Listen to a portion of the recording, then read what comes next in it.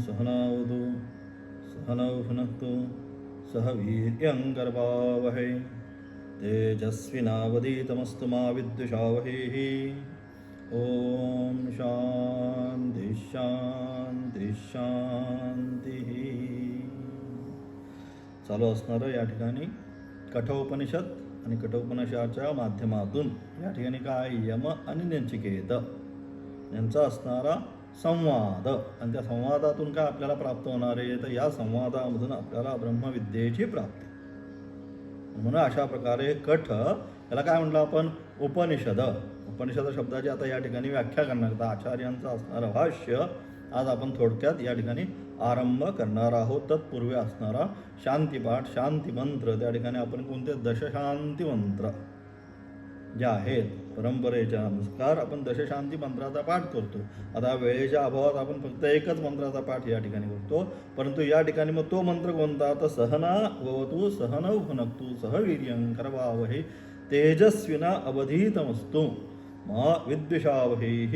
ओम शांती शांती शांती. अशा प्रकारे या ठिकाणी गुरु आणि शिष्य हा वास्तविक हा मंत्र कोणासाठी, हा इतर कुठेही भोजनादी याच्यामध्ये त्याच्यामध्ये म्हणायचा मंत्र नाही. हा गुरु आणि शिष्य जे आहेत, तर गुरु आणि शिष्य या दोघांमध्ये काय, ज्यावेळेस अध्यापन चाललेलं आहे त्यावेळेस गुरु आणि शिष्य परमेश्वराकडे प्रार्थना करत आहेत. काय करतायत, सहना अवतु. अवतु म्हणजे रक्षण. अवत्वम अववक्तारम अवश्रोतारम अवधातारम अवधातारम. पुढे म्हणतो आपण गणपती अथर्वशीर्षामध्ये म्हणतो की तू काय कर, सगळ्या बाजूंनी आमचं काय कर, रक्षण कर. त्याप्रमाणे या ठिकाणी सहनः अवतु. अवतु म्हणजे हे भगवंता, हे परमेश्वरा. कोणता, विश्वात्मक जो परमेश्वर आहे, सहस्रेशा पुरुषा सहस्राक्ष सहस्रपाद आदी शब्दांच्या द्वारे आदी मंत्रांच्या द्वारे ज्या परमेश्वराचं वर्णन केलं, अशा त्या परमेश्वराला कोण, गुरु आणि शिष्य दोघंही एकदम पाठ करतायत. पाठाला बसल्यानंतर गुरु बसलेत आणि शिष्य खाली बसले. गुरोस्तमनम व्याख्यानम शिष्यास्तुचिन्ह संशया, या अनुषंगाने दोघंही या ठिकाणी बसलेले आहेत. आणि असे या ठिकाणी हे दोघं बसलेले असताना काय करतात, ह्या परमेश्वराला प्रार्थना करतात, हे परमेश्वरा काय करा, तुम्ही आमच्या दोघांचं काय करा, तर रक्षण करा. त्यानंतर सहनः भुनक्तु. भुनक्तु म्हणजे नुसतं रक्षण नाही करायचं, तर रक्षण करण्याबरोबर तुम्ही काय करा, आमच्या दोघांचं पालन सुद्धा. नुसतं रक्षा तर करतीलच सगळे, पण रक्षाबरोबर काय पाहिजे, पालन म्हणजे ज्या अपेक्षित गरजा आहेत त्या सगळ्या काय करा, त्या सुद्धा देण्यासाठी तुम्ही प्रयत्नशील राहा. म्हणून तुम्ही काय करा, सहनौ भुनक्तु. भुनक्तु म्हणजे या ठिकाणी पालन करा. म्हणजे हे परमेश्वरा आम्हा दोघांचं रक्षण सुद्धा तुम्ही करा.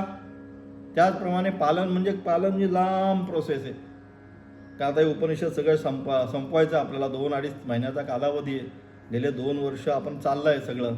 या सगळ्यामध्ये पालन म्हणजे सगळ्या अनुषंगाने आदि व्याधी जे काय आध्यात्मिक, आदि भौतिक, आदि दैविक, या सगळ्या येणारे जे आघात आहे, सगळी येणारी जी विघ्न आहे, या सगळ्यांमधून काय करा, तर हे भगवंता आमचं पालन करा. त्यानंतर सहवीर्यम करवावहै. आम्हा दोघांना काय करा, वीर्य म्हणजे शक्ती. त्या दोघांमध्ये पण काय करा, हे शिकण्यासाठी सामर्थ्य पाहिजे. दररोज सकाळी उठायचंय, बसायचंय, हे करायचंय, एवढ्या वेळा आता बसून राहायचं. म्हणून काय, हे शिकण्यासाठी सुद्धा काय पाहिजे, बसण्याची किंवा अध्ययन करण्यासाठी जे सामर्थ्य अपेक्षित आहे, कोठ्यामध्ये, शरीरामध्ये पाहिजे, शारीरिक पाहिजे, मानसिक पाहिजे, बौद्धिक पाहिजे. मनाने सुद्धा नाही तर शरीराने बसलाय, परंतु मनाने दुसरंच चिंतन करतोय, कशाला उपनिषद शिकून काय होणार आहे, ही ब्रह्मविद्या काय करणार आहे, म्हणून काय करेल, त्या ब्रह्मेमध्ये नाहीच, त्यापेक्षा एवढ्या अर्धा 1 तास बाकी माझी कामं उरकून होतील सकाळच्या वेळेस. तसं नाही. म्हणून काय, सामर्थ्य सगळ्यांमध्ये सामर्थ्य प्राप्त होतं. म्हणजे काय, शरीर, मन, नंतर बुद्धीचं सामर्थ्य म्हणजे ग्रहण केलं पाहिजे, सूक्ष्म अतिसूक्ष्म. हा जो विषय आहे हा कसा आहे, अत्यंत सूक्ष्म हा विषय असल्यामुळे तो एवढं बुद्धिपटलावर. आता अनेक वर्षानुवर्ष वेदांत शिकल्यानंतर सुद्धा पुन्हा काहीतरी वेगळं शिकायची इच्छा होते. मी काल सांगितल्याप्रमाणे वेदांत शिकल्यानंतर पुन्हा काय नाही, वेदाचा अंत इथे वेदांत, म्हणून हे सगळं शेवट सांगितलं. म्हणून याला काय दुसरं नाव सांगितलं, उपनिषदचं सांगितलं. त्यानंतर आरण्यक, आरण्यक म्हणतोय याला. आरण्यक म्हणजे आता हे सगळं झाल्यानंतर ब्रह्मचारी, गृहस्थी, वानप्रस्थ जो आश्रम आहे तो आरण्यक. म्हणजे आता इथे नाही, अरण्यामध्ये जाऊन, म्हणजेच काय, त्याची आता कुठल्याही प्रकारची मनामध्ये इच्छा ज्यावेळेस राहिलेली नाही, अशा वेळेमध्ये त्यांनी काय केलं पाहिजे, आता याचं अध्ययन फक्त एकच, काय, परमेश्वराची प्राप्ती कशी होईल मला. हा जो मनुष्य जन्म प्राप्त झालेला आहे, मननात मनुष्य इति स्वभावजम सांगितलं. मनुष्य कोण, जो मनन करतोय तो मनुष्य. आता खावो पिवो मजा करू म्हणजे मनुष्य नाही. पण अशा प्रकारे जो मनुष्य देह मला प्राप्त झालेला आहे, हा देह कशासाठी आहे, तर ज्याच्यासाठी ममई वांशो जीवलोके, भगवंत माझाच अंश आहे, म्हणजेच काय, स्वस्वरूपाकडेच पुन्हा जाण्यासाठी हा मनुष्य जन्म आपल्याला दिला. 84 लक्ष योनीचा सगळा फेरफटका मारून झाला किंवा एकदा आपल्याला हा मनुष्य जन्म प्राप्त होणार आहे. आणि म्हणून अशा प्रकारे मग काय झाला पाहिजे, म्हणून हा सूक्ष्माची सूक्ष्म जो विषय आहे, मनामध्ये चंचलता नको, शरीराची स्थिरता पाहिजे, नंतर बुद्धीची स्थिरता पाहिजे. संन्यास सांगितलं. म्हणून सम्यक न्यास, हा न्यास म्हणजे एका ठिकाणी स्थिर राहणे, चंचल नाही पाहिजे. अव्यवसायात्मका बुद्धी, व्यवसायात्मिका बुद्धी, एकेह कुरुनंदन बहुशाखा हिनंताश्च बुद्धयो अव्यवसायिना. व्यवसायात्मिका बुद्धी एकच सांगितले, एकच परमेश्वर आहे, म्हणून संन्यास सांगितलं. सम्यक न्यास म्हणजे संन्यास म्हणजे काय, त्याचा न्यास सम्यक झालेला आहे, म्हणजे ज्याची काय आता बुद्धी स्थिर झालेली आहे. बहुशाखा आनंदनाश्च, ज्याच्या बुद्धीमध्ये बहुशाखा आहेत, हे करायचे ते करायचं, अमुक करायचंय, तो संन्यास घेण्याच्या योग्यतेचा नाही. मग संन्यास कोण, ज्याची आता बुद्धी स्थिर झालेली आहे, कशाने, म्हणून त्यांच्यासाठी सांगितली उपनिषद, की ज्यांच्या आता काय सगळ्या संसार चक्रामध्ये फिरून फिरून फिरून संसार काय आहे, दुःखालयम अशाश्वतम, गीतेने वर्णन केलं संसाराचं की कसा आहे संसार. दुःखालयम अशाश्वतम, दुःखाचं आलय, राहण्याचं स्थानच आहे. आणि अशा प्रकारे त्या दुःखाचा आलय ज्याला जीवनामध्ये प्राप्त होतं, किंवा ज्याला कळतं की बस इथे काही नाही, सुख पाहता जवा एवढे, दुःख पर्वता एवढे. या संसार चक्रामध्ये किंवा संसारामध्ये असणारा प्रत्येक जीवाला सुखाच्या इच्छेने त्या वस्तू करायला जातो, परंतु सुख किती आहे, सुख पाहता जवा एवढा, अगदी बारीक मोहरीसारखं, तिळासारखं. दुःख दुःख पर्वता एवढे, परंतु दुःख किती, दुःख पर्वता एवढं दुःख आहे. म्हणजे काय, फक्त म्हणून गीतेने सुंदर शब्द व्याख्या केली त्याची भगवंतांनी. दुःखालयम अशाश्वतम सांगितलं. दुःखाचाच आलय कसा, अशाश्वत स्वरूपाचा आहे, शाश्वत स्वरूपाचं नाही. शाश्वत स्वरूपाचं काय, शाश्वत स्वरूपाचा परमेश्वरच आहे. संसार अशाश्वत स्वरूप आहे. आणि म्हणून अशा प्रकारे या अशाश्वत संसारामधून शाश्वत जो परमेश्वर आहे, नित्य सच्चित आनंद स्वरूप, तो परमेश्वर जर प्राप्त करून घ्यायचा असेल तर काय केलं पाहिजे, तर उपनिषद, तर आरण्यक, तर गुरु उपसदना, गुरूंच्या त्या ठिकाणी जाऊन तद विज्ञानार्थम सुगुरुमेव अभिगच्छेत, गुरुला शरण गेलं पाहिजे, बाकी इकडे तिकडे कुठे जाऊन उपयोग होणार नाही. तद्विधी प्रणिपातेने सांगितलं. आणि अशा प्रकारे त्या गुरुला शरण जाऊन त्या उपनिषदांचं अध्ययन करून आणि ते करण्याकरिता म्हणून दोघांमध्ये सांगितलं. दोघांमध्ये काय पाहिजे आम्हाला, शारीरिक मानसिक बौद्धिक सेजस्विना सहवीर्यम करवावही.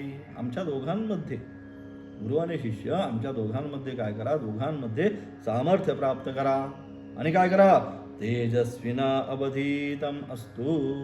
जे काही आम्ही शिकणार आहोत, नुसतं शिकायचं नाही, विद्या सगळेच जण प्राप्त करतात, पण विद्येचं काय, तेज पाहिजे विद्येमध्ये. तेज कसं, बोलल्यानंतर त्याच्यामध्ये काय, ज्याची साधना आहे, ज्याचं तप आहे, त्या विद्येमागे सहज नाही, म्हणून तप सांगितलं. तपसा ब्रह्मविजिज्ञासस्व तपो ब्रह्मेती सतपोतप्यत सांगितलं.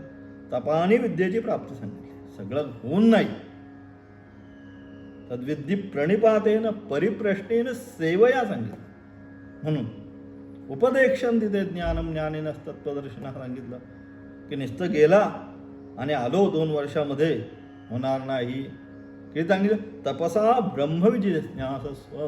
तप तप तप म्हणजे किती? 12 वर्षाचा कालावधी जो आहे त्याचं काय केलं पाहिजे? पुन्हा श्रवण मनन निधिध्यासन हे सगळं त्यांनी त्या ठिकाणी केलं पाहिजे. तेव्हा काय होईल? तेव्हा त्याला त्याचा यथार्थ ज्ञान, नुसतं ज्ञान होऊन उपयोग नाही. मग ज्ञान कसं झालं पाहिजे? ज्ञान यथार्थ ज्ञान झालं पाहिजे, स्पष्ट की हेच ब्रह्मसत्य आहे. ब्रह्मसत्यम जगत मिथ्या, जगत मिथ्या स्वरूपाचंच आहे. या जगतामध्ये ब्रह्मसत्य आहे.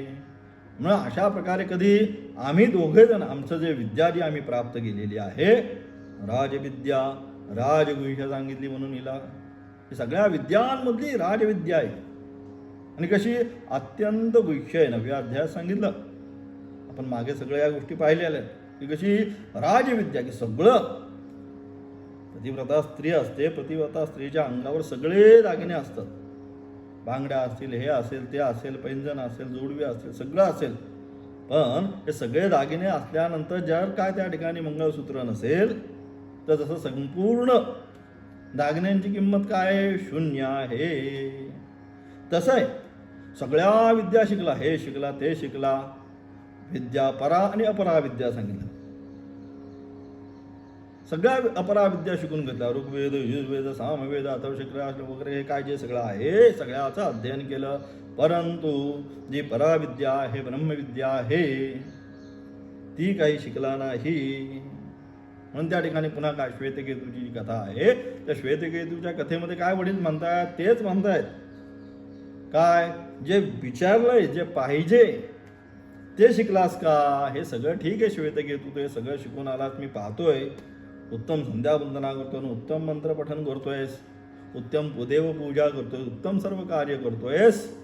परंतु हे श्वेतकेतो, आपल्या गुरूंना जे पाहिजे अपेक्षित आहे ते तू विचारलंस का?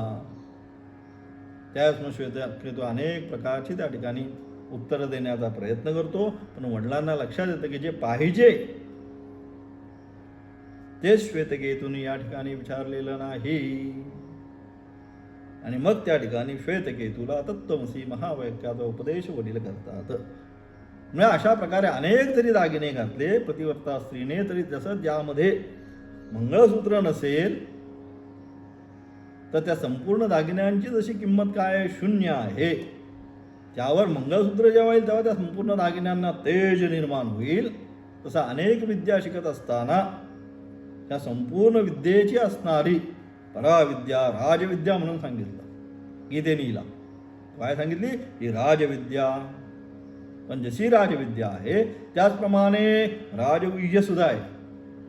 म्हणून सांगितलं अत्यंत सहजासहज. म्हणून काय सांगितलं? आम तेजस्विना अवधीतम असतू. आम्ही जे काही शिकलेलो आहोत ते कसं व्हावं? तेजस्वी व्हावं, म्हणजे पचनी पडावं. थोडक्यात आपण कितीही कधी कधी उपदेश केला तरी काय होतं? आपण लक्षात येतं. मग नंतर त्याला कितीही सांगा म्हणतो, पालथ्या गडावर पाणी, याच्या लक्षात येत नाही. म्हणजेच काय? तिथे कुठेतरी कमी येतो. कुठे? तेजस्विना अवधीतम असतू. जे काय शिकतोय ते त्याच्या लक्षात येत नाही. मग त्याकरता काय पाहिजे? ही जी आम्ही विद्या शिकत ग्रहण करत आहोत, ही विद्या आमची गुरु आणि शिष्य आमची दोघांची तेजस्वी विद्या हो. म्हणजेच काय? जो शिष्य आहे तो पुढे ही विद्या देण्यासाठी काय हो? सत्पात्र हो, किंवा देण्याची जी शिक्षा, देण्याची जी कला आहे, देण्याची जी शक्ती आहे ती त्या शिष्यामध्ये प्राप्त हो. आणि शेवट काय? मा विद्विषावही. गुरु आणि शिष्य, गुरूंनी एकदा शिकवल्यानंतर आमच्या दोघांमध्ये कुठल्याही प्रकारचा द्वेष निर्माण होऊ नये. नाही तर शिकल्यावल्यांचं सगळं झाल्यानंतर आपण पाहतो काय? काहीतरी कामानिमित्त, काहीतरी कशामुळे गुरुबद्दल द्वेष निर्माण होणं. गुरुमध्ये द्वेष निर्माण होता कामा नये कुठल्याही परिस्थितीत. काल सांगितलं आपण, यस्य देवे तथा भक्त्या. देव जसं आपण म्हणतो त्याचप्रमाणे गुरुशी आपल्याला भक्ती केली पाहिजे. आणि मग अशा प्रकारे कुठल्याही प्रकारच्या आमच्या दोघांमध्ये काय झाला पाहिजे, कुठल्याही प्रकारचा द्वेष निर्माण होऊ नये. मा विद्वेषावही, आमच्या दोघांमध्ये कुठल्या प्रकारचा द्वेष निर्माण होऊ नये. आणि अशा प्रकारे या ठिकाणी असणारा हा पहिला शांती मंत्र, ओम शांती शांती शांती, म्हणजे आध्यात्मिक, आदिभौतिक आणि आदिदैविक. कशासाठी 3 वेळा म्हणायचं, एकदाच म्हटल्यावर नाही चालत का? 3च वेळा शांती शांती शांती का म्हणायचं? तर 3 वेळा शांती शांती शांती म्हणण्याचं कारण की पहिला आध्यात्मिक शरीराधी, आदिदैविक आणि आदिभौतिक. आदिभौतिक म्हणजे आसपास न होणारं, पाऊस जास्त पडला, नेटच गेलं, अमुकच झालं, तमुकच झालं, काहीतरी विघ्नच निर्माण झालं, छान क्लास चाललाय, कोणीतरी जोरामध्ये टेप रेकॉर्डर दुसरीकडे लावला, काहीतरी कोणीतरी मोठमोठ्याने गप्पा मारत बसलं. हे आदिभौतिक जे आहे हे आदिभौतिक सुद्धा नाही पाहिजे. आणि आदिदैविक, आदिदैविक म्हणजे परमेश्वराच्या अनुषंगाने नैसर्गिक आपात जे आहेत, मोठा पाऊस पडला, दरड कोसळली, हे कोसळलं, ते कळलं, अतिशय ऊन पडलं, अतिशय थंडी पडली, हे सगळं काय झालं, आदिदैविक. म्हणून अशा प्रकारे या 3ही गोष्टींची काय सांगितलं, शांती शांती शांती, या 3ही गोष्टी काय हो, शांत होऊन आम्हाला ही जी ब्रह्मविद्या आहे, ही शास्त्राची विद्या जी आहे, ही प्राप्त करण्यासाठी हे परमेश्वरा तू काय कर, आमच्यावर कृपा कर, आमचं रक्षण कर, आमचं पालन कर, आम्हाला सामर्थ्य प्राप्त कर, आमची विद्या तेजस्वी होऊ. जे आम्ही काय बोलू ते कसं पाहिजे, तेज शब्दाला धार आपण म्हणतो. आता बरेचसे बोलतात, मग आपण काय म्हणतो, रटाळे त्यांचा क्लास. का? शब्दाला धार नाही. शब्दाला धार का नाही? कारण तप नाही. जीवनामध्ये जर तप नसेल तर शब्दाला मग धार नसते. मग धार नसल्यानंतर आपण म्हणतो कंटाळा करतो मग त्या वर्गाला जाण्याचा, नको यांचा वर्ग, बोर होतंय. तसं नाही झालं. शब्दाला धार कधी होईल, ज्यावेळेस या सगळ्या गोष्टी आपल्याला प्राप्त होतील. तप, गुरुसेवा, गुरुशुश्रूषा, तेव्हा त्या शब्दाला धार येईल आणि त्याच वेळेस तो काय होईल, ती विद्या देण्यासाठी सामर्थ्य प्राप्त करेल. आणि अशा प्रकारे या ठिकाणी असणारा दश शांती मंत्रामध्ये असणारा हा दुसरा शांती मंत्र. पहिला आहे शन्नोमित्त संवर्ण, हा पहिला, आणि दुसरा आहे सहना भवतु सहनौ भुनक्तु सह वीर्यं करवावहै तेजस्विनावधीतमस्तु मा विद्विषावहै. ओम शांती शांती शांत हा कठोपनिषदांचा असणारा या ठिकाणी शांती मंत्र अनुषंगाने त्याचा अर्थ सांगून आचार्य या ठिकाणी आता भाष्याला आरंभ करतायत. या ठिकाणी भाष्याच्या आरंभी आचार्य काय म्हणतायत, नमो भगवते वैवस्वताय मृत्यवे ब्रह्मविद्या आचार्याय नचिकेतसे च. या ठिकाणी पहिलं मंगलाचरण करतात, नमस्कार करतात आचार्य. ओम नमस्ते रुद्रमन्यव उतोत ईशवे नमः. प्रत्येक ठिकाणी नम म्हणून काय करतो आपण, नमस्कार करतो. आणि म्हणून या ठिकाणी सुद्धा काय करायचं, आता भाष्यारंभ करायचा आहे आणि भाष्याच्या आरंभी म्हणून करायचं आहे. म्हणून जो कोण आहे वैवस्वत मृत्यवे, या ठिकाणी यम जो आहे कोण, सूर्यपुत्र. वैवस्वत म्हणजे सूर्य, सूर्याचा असणारा तो पुत्र असणारा कोण, यम. त्याला काय करतोय या ठिकाणी आचार्य, सर्वप्रथम ब्रह्मविद्येचे आचार्य. कसे ते, ब्रह्मविद्येचे असणारा आचार्य सूर्यपुत्र भगवान. कसे ते, सूर्यपुत्र भगवान. भग शब्दाचा अर्थ काल मागच्या पाठामध्ये आपण पाहिला. आणि अशा प्रकारे असणारे भगवान कोण, यम. आणि कोण, नचिकेत. या दोघांनाही या ठिकाणी काय करतात, आचार्य या ठिकाणी भाष्याच्या आरंभी करत त्या दोघांचा असणारा संवाद येतो. आणि या दोघांचा असणारा संवाद पुढे असल्यामुळे सर्वप्रथम आचार्य या ठिकाणी मंगलाचरण करतात. नमस्कारात्मक, आशीर्वादात्मक आणि वस्तुनिर्देशात्मक 3 प्रकारचे मंगलाचरण प्रत्येक ठिकाणी केली जाते. ग्रंथारंभी शिष्ट परंपरेच्या अनुषंगाने हे मंगलाचरण केलं जातं. नमस्कारात म्हणजे गुरुला नमस्कार, आशीर्वादात्मक त्याचा असणारा आशीर्वाद प्राप्त करून घेण्यासाठी, आणि वस्तुनिर्देशात्मक ती असणारी वस्तू ब्रह्मविद्या, ती वस्तूंनी तिचा निर्देश कर. जय जय स्वसंवेद्या, वस्तुनिर्देशात्मक असणार ते मंगलाचरण. त्या ठिकाणी करून आचार्य भाष्याला आरंभ करतात. अथ काय म्हणतात, कठोपनिषद वल्लीनां चुकात प्रबोधनार्थम अल्पग्रंथावृत्त्यारभ्यते. आता अथानी सुरुवात झाली. आता म्हणजे सुरुवात. आता तो ब्रह्मजिज्ञासा, अथा तो धर्मजिज्ञासा, अथ योगानुशासनम. हे सगळं अथ शब्दाने. अथ म्हणजे कशासाठी, पहिलंच ओंकार अथशब्दश्च कंठम भित्तो ब्रह्मणः. हे काय झाले, दोन ब्रह्मदेवाने सृष्टी केल्यानंतर त्याच्या मुखातून कंठातून पहिले कोणते शब्द दोन बाहेर पडले, तर अथ आणि ओंकार अथशब्दश्च. तस्मात मांगलिक उभव सांगितले. आणि म्हणून हे दोन्ही शब्द जे आहे अथ आणि ओंकार, म्हणून आपण प्रत्येक वेळेस काय करतो, ओंकाराने सुरुवात करतो. ओम नमस्ते अथवा अथ ग्रंथारंभ अथनी करतो. आणि त्यातच असणारं स्वरूप माऊली त्या ठिकाणी म्हणतात, आता विश्वात्मके देवे. की आता हे झालं, अथा तो ब्रह्मजिज्ञासा, आता विश्वात्मके देवे. हे विश्वात्मके देवे आता म्हणजे हा ग्रंथ परिपूर्ण आता झाला. आणि आता काय करा, हे विश्वात्मके देवे येणे वाघ यज्ञ तोषावे. वाघ स्वरूप असणारा तो यज्ञ आहे, अपूर्ण झालेला आहे. आपण माझ्यावर कृपा करावी. तसं या ठिकाणी सुद्धा काय झालं, आचार्यांनी अथशब्दाने भाष्यारंभात या ठिकाणी होणार आहे काय, कठ उपनिषद वल्लीनाम. आता कठ उपनिषद वल्लीनाम कशासाठी, सुखात प्रबोधनार्थम. सहज नाही, आता सुखाने अतिशय व्यवस्थितपणे. फार मी सांगितलं कालच्या पाठामध्ये, परवाच्या पाठामध्ये, काय की अत्यंत ह्याच्यामध्ये जे असणारे जे मंत्र आहेत हे अत्यंत सुखार्थ आहे. म्हणजे खरोखर फार सुंदर असे मंत्र आहेत. परांजिकानी व्यतृणत स्वयंभू तस्मात् परांग पश्यती नांतरात्मन कश्चित धीर प्रत्यगात्मन ऐक्षद आवृत्त चक्षु अमृतत्वमिच्छन. अतिशय अशा प्रकारे सुंदर याच्यामध्ये असणारे जे मंत्र आहेत तेच सगळे जे मंत्र आहे सुखात प्रबोधनार्थम. ह्या सगळ्यात कसं सांगायला पाहिजे मला, सहज सुगमतापूर्वक सांगायला असताना शिष्याला असे कष्ट नाही वाटले पाहिजे, कसा सांगतोय काय करतोय लय क्लिष्ट नाही वाटले पाहिजे. म्हणून काय आचार्य म्हणतात, अत्यंत सहजतापूर्वक सांगण्याकरिता काय म्हणतोय आम्ही या ठिकाणी काय करतोय, अल्पग्रंथावृत्ती आरभ्यते. या ठिकाणी ही जी ग्रंथाची असणारी अल्पवृत्ती म्हणजे समजण्यासाठी संक्षिप्त आवृत्ती. थोडक्यात, संक्षिप्त म्हणजे फार तर आता फापट पसारा करत बसणार नाही. काय करणार, जेवढं आहे तेवढंच. नाही तर मग काय अनेक वेळा फार विस्तार होत जातो कधी कधी.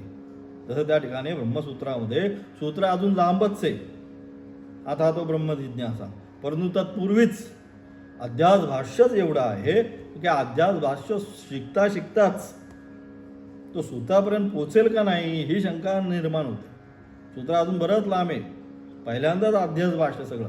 पण मुख्य काय ब्रह्मसूत्रामध्ये एकदा अध्यास भाष्य लक्षात आलं की सगळं तुमच्या लक्षात आलं. अध्यास काय आहे नक्की ते सांगण्याचा प्रयत्न ज्याने केला त्या अधिकाने ह्या सगळं काय, हा सगळा अध्यास आहे. वास्तविक नसताना सुद्धा भासणं म्हणजे अध्यास ते त्या ठिकाणी. आणि म्हणून त्याचा जोपर्यंत अध्यास स्पष्ट होत नाही, रज्जूवर सर्पाचा काय झाला अध्यास झाला, तो जोपर्यंत स्पष्ट होत नाही तो कधी होणार, यथार्थ ज्ञानानेच तो स्पष्ट होणार. तोपर्यंत मूळ अज्ञानाचा नाश होणार नाही, तो पण भ्रमच राहणार आहे. अध्यास म्हणजे भ्रमच राहणार आहे.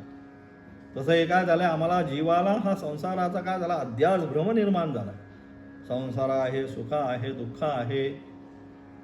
आणि हा संसाराचा झालेला अध्यास भ्रम निराश करण्यासाठी काय केलं पाहिजे, मूळ जे अज्ञान आहे मुळावर आपण म्हणतो गाव घातला पाहिजे. ऋणशेषम न कर्तव्य, अलग बारीक सुद्धा ठेवलं पाहिजे नाही पाहिजे. त्या सुभाषितकार म्हणतात, शत्रू असेल त्या ठिकाणी, रोग असेल, दुसऱ्यात घेतलेलं कर्ज असेल, या तीन गोष्टी काय त्याचं एवढीसं सुद्धा मागं ठेवू नये. जेवढं तुम्ही ठेवणार तेवढं ते वाढत जातं. रोग सुद्धा थोडा जरी शरीरामध्ये राहिला तरी काय पुन्हा तो काय होतो, वाढतच जातो. त्याचप्रमाणे एखाद्याकडनं ऋण घेतलेलं आहे, पैसे घेतलेले आहेत, उसने घेतलेले आहेत, व्याजाने घेतलेले आहेत, ते काय होतात, सगळं दिलं शेवटचे काय जे 1000-2000 असतील त्याच्यावर पुन्हा व्याज व्याज व्याज होत जातं. शत्रू थोडा जरी सोडून दिला तरी तो कोणाशी जाऊन मित्रता करून पुन्हा आक्रमण करतो. म्हणून हे काय, हे बिलकुल ठेवू नये या ठिकाणी सांगितलं. आणि म्हणून अशा प्रकारे या ठिकाणी सुद्धा काय सांगितलं, हे उपनिषद जे आहे त्याचं ज्ञान प्राप्त करण्याकरिता म्हणून या ठिकाणी सांगितलं. अत्यंत या ठिकाणी काय, सुखार्थ प्रबोधनार्थम, त्याने सुखाने त्याचा आम्हाला अर्थ प्राप्त व्हावा या अनुषंगाने या ठिकाणी सहज नाही, सहजतापूर्वक सगळ्यांना कळावं म्हणून आम्ही ही संक्षिप्त वृत्ती आरंभ केली आहे. काय म्हणतात पुढे, सदेह धातुर्विशरणगत्यावसाधनार्थस्य उपनिपूर्वस्य विप्रत्ययांतस्य रूपम उपनिषदिति उपनिषब्देन च व्याचारिण्यासदि ग्रंथि प्रतिपाद्य वेद्य वस्तु विषया विद्या उच्यते. केन पुनः अर्थयोगन उपनिषब्देन विद्या उच्यते उच्यते. काय म्हणतात या ठिकाणी, सदेह सद्धातू, त्याचं काय सांगितलं, त्याचे 3 अर्थ, विशरण, नंतर गती आणि अवसाधन. विशरण म्हणजे नाश होणे, गती म्हणजे पोहोचवणे. काय करतं हा उपनिषद, काय करतं तर पहिल्यांदा काय करतं, विशरण. विशरण म्हणजे अविद्या जी आहे, विशरण शब्दाचा अर्थ अविद्येचा नाश करतं म्हणून विशरण. नंतर गती, गती म्हणजे काय करतं मग दुसरं, ब्रह्मापर्यंत घेऊन जातं आम्हाला. ब्रह्मज्ञान आहे त्या ब्रह्मज्ञानापर्यंत घेऊन जातं ही गती. आणि तिसरं अवसाधन. अवसाधन म्हणजे संसार जो बंध आहे हा संसार बंध शिथिल करण्याचं काम त्या ठिकाणी करतं सतत. आणि त्याच्या त्याच्यापूर्वी काय, उप आणि नि, ठीक आहे, हे या ठिकाणी असणारे उपसर्ग. उप म्हणजे समीप आणि नि म्हणजे निश्चयात्मक. काय करतं हे उपनिषद आम्हाला, परमेश्वराच्या अत्यंत समीप घेऊन जातं आणि काय करतं, निश्चय करतं, दृढ निश्चय करतं मनामध्ये की हाच परमेश्वर आहे, ह्या व्यतिरिक्त अन्य काही नाही असा निश्चय झाला पाहिजे. आणि या सगळ्यांनी काय करतो, हे तिन्ही अविद्येचा नाश, ब्रह्मज्ञान प्राप्ती आणि संसाराचं बंधन शिथिल करण्याचं जे काम आहे हे शिथिल करण्याचं काम या ठिकाणी कोण करतं, उपनिषद. आणि म्हणून विशरण म्हणजे नाश करणे, गती आणि अवसाधन म्हणजे शिथिल करणे या 3 अर्थासंबंधी. त्याचप्रमाणे उप व नि उपसर्गपूर्वक क्विप प्रत्ययाला पुन्हा क्विप प्रत्यय येईल. क्विप प्रत्ययांत सद्धातूचे उपनिषद हे रूप आहे. म्हणजे अशा प्रकारे या ठिकाणी उपनिषद हा शब्द कशा प्रकारे बनला, उप नि आणि सद्धातू आणि क्विप प्रत्यय म्हणून उपनिषद हा शब्द या ठिकाणी बनला. म्हणजे उपनिषद शब्दाने ज्या ग्रंथाची आम्ही व्याख्या करू इच्छितो त्याचे प्रतिपाद्य आणि वेद्य ब्रह्मविषयक विद्येचे प्रतिपादन केले जाते. म्हणजे या उपनिषदामध्ये जे उपनिषद आम्ही सातत्याने आता म्हणत आहोत, उपनिषद वर्ग.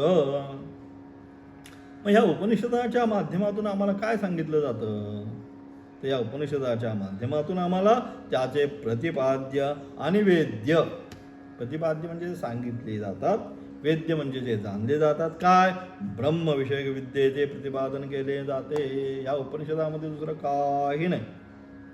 एक बाकी सगळं जे कथा मात्र आहे की यज्ञ केला, अमुक केला, तमुक केला, तो तिकडे गेला, त्या गायी त्या घेऊन गेले, त्या ठिकाणी आता श्वेतकेतूची कथा सांगितली, हे सगळं बाकी जे काही येणार आहे हे सगळं काय, हे कथा मात्र आहे. पण याचं सांगायचं आहे काय, या सगळ्याच्या माध्यमातून ब्रह्मविषयक विद्येचे प्रतिपादन केले जाते.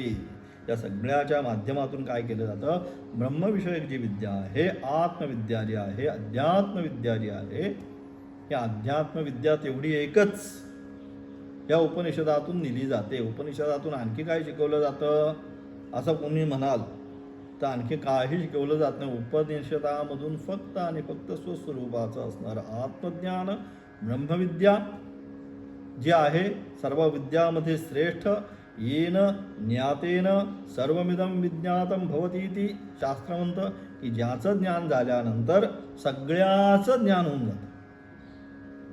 यस्मात् परम न परमस्ति किंचित, ज्याच्यापेक्षा श्रेष्ठ दर्जाची दुसरी या जगतामध्ये कोणतीही वस्तू नाही. अशा प्रकारची असणारी ही ब्रह्मविद्या, ती ब्रह्मविद्या कोणाच्याद्वारे, ह्या उपनिषदाद्वारे या उपनिषदातून प्रतिपाद्य आणि वेद्य एवढंच आहे. आता बाकी गायी असो, नचिकेतवरती यमाकडे गेला असो, यमाने उपदेश केला असो, बाकी काय जे काय काय काय काय झालेलं असेल, हे सगळं कथा आहे, कथा मात्र. ते फक्त कथा मात्र सांगायचं म्हणून. जसं आपण स्वयंपाक करत असताना या स्त्रिया त्याच्यामध्ये काय करतात, आपल्याला त्या सगळ्यामध्ये हा मसाला घालतील, तो मसाला घालतील, ते सगळं कशासाठी, स्वादिष्ट होण्यासाठी. आणि काय ना, आपण जेवण व्यवस्थित करावं म्हणून त्याचं प्रयोजन. तसं कथा मात्र इतर त्याचं नाही, विषय प्रयोजन काय मुख्य, ब्रह्मविद्या, बाकी गोष्टी गौण. म्हणून त्या ठिकाणी त्याचे प्रतिपाद्य आणि वेद्य ब्रह्मविषयक विद्येचे प्रतिपादन केले जाते. कोणत्या अर्थाने, योगाने, उपनिषद शब्दाने विद्या हा अर्थ प्रतिपादित होतो ते सांगतात. मग नक्की कोणत्या अर्थाने उपनिषद हा शब्द या ठिकाणी सांगतात, प्रतिपादित होतो ते सांगतात. काय म्हणतात, ये मुमुक्षवः दृष्टानुसविक विषयवितृष्णाः संता उपनिषब्दवाच्यं मोक्षमानलक्षणां विद्याम् उपसद्योगम्य तन्निष्ठस्य निश्चयेन शीलयन्ति तेषाम् अविद्यादेः संसारबीजस्य हिंसनात् विनाशात् इति अनेन अर्थयोगेन विद्या उपनिषदि उच्यते. तथा च वक्ष्यते निचायतं मृत्युमुखात् प्रमुच्यते. मग का, कोणत्या योगाने, कोणत्या अर्थाच्या योगाने उपनिषद शब्दाने विद्या हा अर्थ प्रतिपादित होतो. का विद्याच घ्यायचं उपनिषद अर्थाने, दुसरा अर्थ का घ्यायचा नाही. त्याचं उत्तर देतात, जो मोक्षगामी साधक, कोण, तो जो मोक्षगामी साधक आहे. म्हणून या ठिकाणी येणारा जो साधक आहे हा कसा पाहिजे, विवेक, वैराग्य, समाधी, षटक संपत्ती आणि मुमुक्षुत्व, हे पुरुषार्थ चतुष्टय जे आहे तो या ठिकाणी असणारे साधन चतुष्टय हे ज्याला आहे प्राप्त झालेले आहेत असा असणारा तो साधक काय होतोय, तो मोक्षगामी साधक. कसा, लौकिक व पारलौकिक विषयापासून विरक्त होऊन जो साधक अशा प्रकारे, आता बस बाकी काही नको, पूर्ण संसारापासून जो जिगुप्सा निर्माण झालेली आहे, आणि असा असणारा साधक लौकिक आणि पारलौकिक या जगतामध्ये सुद्धा नको, आणि स्वर्गलोका इहमूत्र फलभोगार इथे पण नाही, वर पण नको, कुठेच काहीच नको. कारण का, वरचे तरी भोगले तरी काय आहे, क्षीणे पुण्ये मर्त्यलोकम विशंती, ते सुद्धा कुठपर्यंत, जोपर्यंत आपण भोगतो, जोपर्यंत आपलं पुण्य आहे, अकाउंटला बॅलन्स आहे, तोपर्यंत ATM-मधनं पैसे काढतो. अकाउंटचा बॅलन्स संपल्यानंतर तुमचा ATM-चा काही उपयोग नाही. मग किती ATM घेऊन तुम्ही जगभर जरी फिरला तरी तुम्हाला कोणी शुल्लक रुपयासुद्धा देणार नाही. जोपर्यंत पुण्य आहे तोपर्यंत त्या लोकांमधले भोग आहेत. जसं जोपर्यंत पैसा आहे तोपर्यंत भोग आहे. मग काय खाईल पिईल मजा करेल, सगळं भोग ऐश्वर्य प्रसक्त आराम. आता आपण पाहतोय आपल्या आसपास सगळं तेच आहे, बाकी काही नाही आहे. सगळीकडे आपण पाहतोय ते हेच पाहतोय. मग दिवसांदिवस काय झाला आहे, भोग आणि ऐश्वर्याने युक्त व्हायला लागलेला आहे. मग बाकी काही नको त्यांना, शास्त्र नको, बाकी काही कोणतेही विषय नको, परमार्थ नको, हे नको ते नको, काही नाही. परंतु जो साधक मुमुक्षू, जो साधक काय झाला आहे, जो मोक्षगामी, ज्याला हे सगळ्याच्या जुगुप्सा झाली आहे, मनामध्ये काही नको, आणि असा असणारा तो मोक्षगामी साधक, बस मला आता परमेश्वरच जाणून घ्यायचा आहे. आणि म्हणून काय झालेला आहे, जो साधक लौकिक व पारलौकिक विषयांपासून विरक्त होऊन, मला काही नको, हे या लौकिक पण नको, परलोकाचे पण भोग नको, काही नको, पूर्ण उपरती ज्याला झालेले आहे, असा पारलौकिक विषयांपासून विरक्त होऊन उपनिषद शब्द वाच्य अथवा पुढे सांगितल्या जाणाऱ्या शब्दांनी युक्त काय होऊन, काय विद्येजवळ जाऊन, कोणत्या अर्थात विद्या प्राप्त करून तिच्या निष्ठेने निश्चयपूर्वक अभ्यास करतात, विचार करतात, की ज्यामुळे काय त्यांचे अविद्या आदी संसार बीजांचा नाश केल्यामुळे येथे उपनिषद शब्दाने ती विद्या सांगितलेली आहे. उपनिषद शब्दाने काय सांगितलं आहे, तर या ठिकाणी उपनिषद शब्दाने ती विद्या कोणती, जी अविद्या आणि संसार बीजाचा नाश करणारी जी विद्या आहे, म्हणजेच ब्रह्मविद्या, तीच ब्रह्मविद्या या ठिकाणी उपनिषद या शब्दाने सांगितलेली आहे. आणि म्हणून विचार करतात त्याचा अविद्या आदी संसार बीजाचा नाश केल्यामुळे येथे उपनिषद शब्दाने ती विद्या सांगितलेली आहे. म्हणून या ठिकाणी उपनिषद शब्दाने ती जी ब्रह्मविद्या आहे ती ब्रह्मविद्याच या ठिकाणी सुद्धा कठ उपनिषद, तर उपनिषद शब्दाने येथे सुद्धा ती जी ब्रह्मविद्या आहे तीच ब्रह्मविद्या इथे सुद्धा सांगितलेली आहे. दुसरी कोणती भलती सलती ब्रह्मविद्या नाही, एकच ब्रह्मविद्या. ब्रह्मविद ब्रह्मैव होती, ब्रह्मसत्य जगन्मिथ्या या अनुषंगाने जी ब्रह्मविद्या आहे तीच या ठिकाणी सुद्धा सांगितलेली आहे, ती विद्या सांगितलेली आहे. त्याचप्रमाणे पुढे सुद्धा श्रुती सांगणार आहे आणि पुढे सुद्धा तेच काय सांगितलं आहे, श्रुती सुद्धा तेच सांगणार आहे. काय, त्या साक्षात अनुभव करून साधक मृत्युमुखात बाहेर पडतो. निचाय्यतम मृत्युमुखात प्रमुच्यते, शास्त्र म्हणत आहे. कठोपनिषदामध्येच येणारा पुढचा मंत्र आहे की काय, त्या साक्षात अनुभव करून अलग अलग त्याचा काय केला पाहिजे, स्वतःच्या जीवनामध्ये अनुभव झाला पाहिजे. ज्ञानम विज्ञान सहित सांगितलं. यज्ञात्वा मोक्षसे अशुभात, नुसतं ज्ञान नाही, विज्ञान म्हणजे विशेष ज्ञान, म्हणजे काय, अनुभव झाला पाहिजे जीवनामध्ये. परमार्थ हा अनुभवाचा विषय, सांगण्याचा विषय नाही. आपल्या जीवनामध्ये त्याचा अनुभव झाला पाहिजे. चित्ताची शुद्धी झाली, चित्तशुद्धी झाल्यानंतर जे आहे विवेक वैराग्य तो काय होईल, आपल्याप भोग ऐश्वर जे आहे याच्यापासून काय तो आपल्या बाजूला जायला लागेल.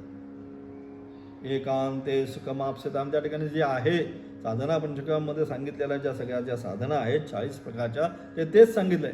एकांते सुखमाप्स्यताम परतरच्छेदस समाधीयताम, त्याला एकांत वास लागेल, तो लोकांमध्ये जास्त जाणार नाही, एकांत शांत राहील. तैलधारावत पुन्हा पुन्हा पुन्हा पुन्हा सजातीय वृत्तीचा प्रवाह मनामध्ये निर्माण होईल. आणि म्हणून अशा प्रकारे काय हे सगळं जे आहे त्याचप्रमाणे पुढे सुद्धा श्रुती सांगणार आहे.